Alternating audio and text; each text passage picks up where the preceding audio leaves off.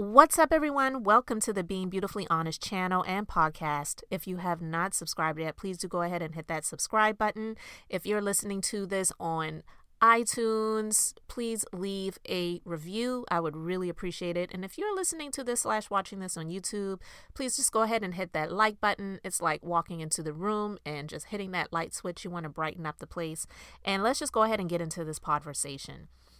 Cynthia Bailey, she was on The Real Housewives of Atlanta for several seasons, and she met her now estranged husband, Mike Hill, on the show. And I was going to talk about this before because I felt that this marriage wouldn't last. I just didn't know that it would be this soon.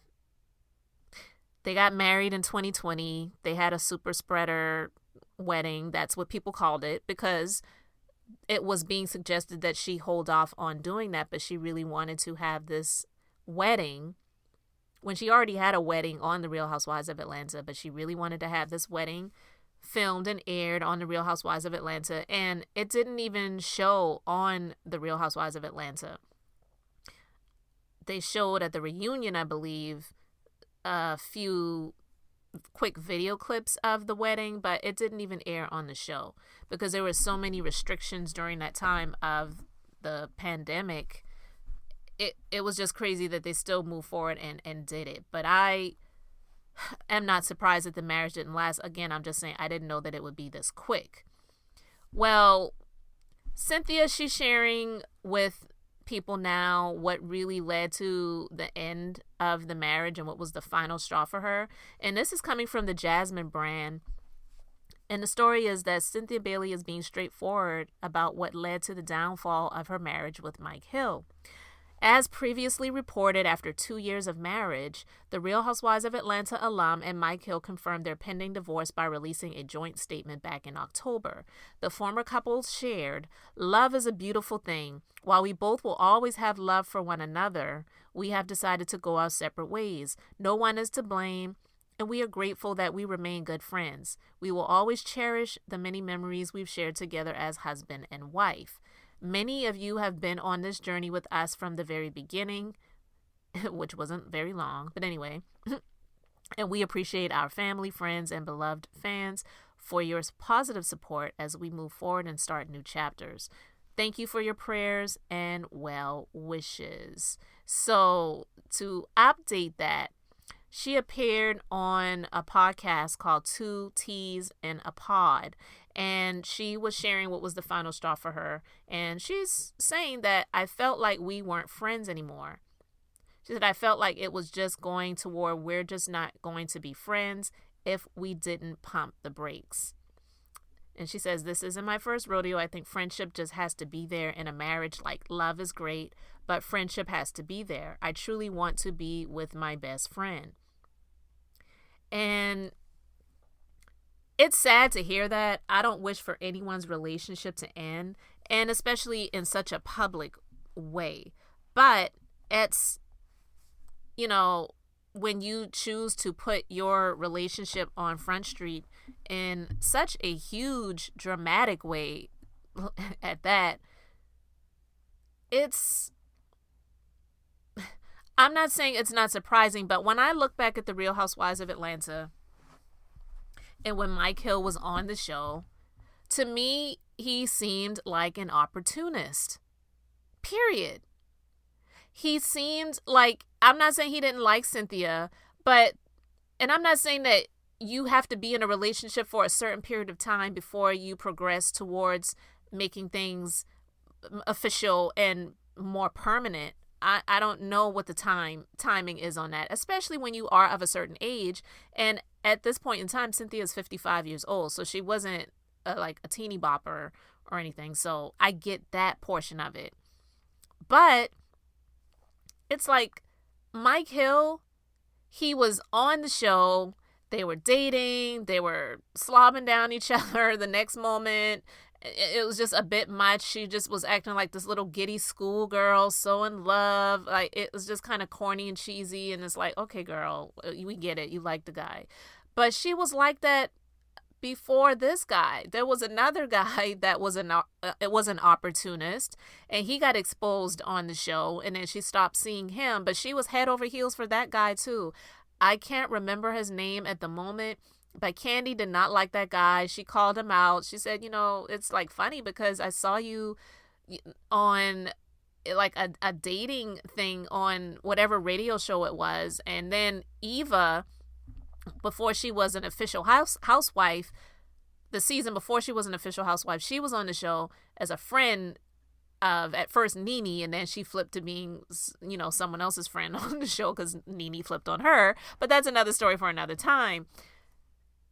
She exposed the guy, and then Cynthia, she was still standing up for the guy. Even after that, she was picking the guy up and taking him to the airport. Cynthia just doesn't seem to make the best decisions when it comes to these men in these relationships. Not saying all the men that she's been with in the past, because I don't know every man that she's been with in the past. And I know a lot of people have a lot of things to say about Peter, but I do feel that Peter gets a bad rap when it comes to that, because I feel that Cynthia, if she was going to be in a marriage and in a relationship, she kind of needs somebody like Peter who kind of really puts his foot down, not in a controlling way, but in a way to say, girl, shake yourself. Because I remember when she had the fallout with Nene on the show, Peter was like, this chick has issues. Like, he didn't say it like that, but he was basically saying, like, don't make yourself out to be a lapdog for someone who you're supposed to be just a friend to. Why are you on the phone with her all the time? Why? And Nene got pissed about it, and then that's when she started flipping on Peter. It was just weird to see it. If you watched those past seasons of The Real Housewives of Atlanta and you didn't catch that before, you may catch it now. But I'm saying all of this now to say that Cynthia never should have married that man. Maybe they could have just been good friends, dated, and then when it was over, it was over. But I believe that Mike Hill wanted to get married, and I don't believe Cynthia even really wanted to do the marriage thing again like that, because she always said that she just didn't really feel like she was meant for marriage. I believe that she just really wanted to be good friends, but Mike Hill saw it as an opportunity because this is someone who's been on the show for a long time. And so if we do this, then we can really get more views. I can get more followers. I felt like he used her to come up, and I do believe that he did somewhat, although it didn't really last. And I feel like that was something that he got pissed off about as well, because he was on the Black News Channel. They went out of business. He wrote a book. I don't know the name of the book. I don't really care what the name of the book was, but he was writing that while he was on the show. And it's like, anyone can write a book. I'm not saying you have to be a supposed somebody or whatever to write a book, but it just really felt weird to have him on the show and go from obscurity to, now you're in these scenes that they're not just, that they're just recording it and getting it cut, and it's never airing on television because they film so much. Can you imagine the things that they film that don't get to air on television? We got to see that. We got to see him doing a photo shoot for his book and Cynthia promoting it and supporting him and supporting it. I felt that he was an opportunist. All of these things that came out about him not ever being faithful to any of the women in any of his past relationships, it was just very weird to see. And I believe she saw the red flags. She chose to ignore them. And it just was, putting on the rose-colored glasses and thinking everything was peachy keen. And it wasn't. So, again, I didn't think the marriage was going to last, but did I think it was going to be this quickly of them announcing that they were separating and, not going to be in a marriage anymore? Didn't think it would be that quickly. I didn't. And I'm sure she doesn't want to hear anyone tell her, I told you so. And, those who know her probably won't ever do that. But Mike Hill just wasn't it. And I'm hoping nothing but the best for her. I pray that she continues to live an amazing life moving forward and not allowing this bump in the road, because I feel that's what it was. I believe she just made a huge mistake. It was a bump in the road. I'm sure she had a prenuptial agreement and, they weren't married very long. So shouldn't be any situations when it comes to finances and properties and things like that lost. But she was, move into California to be with him. I don't know if she sold her lake house because she bought that not too long before she met Mike, or not even very long before she met the previous guy that she was dating that she fell head over heels for.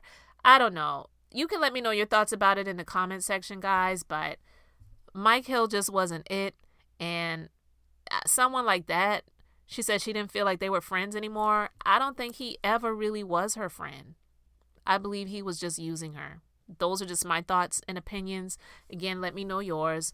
Thank you so much, guys, for liking and subscribing. And until next time, this is Beth, and I'm just being beautifully honest.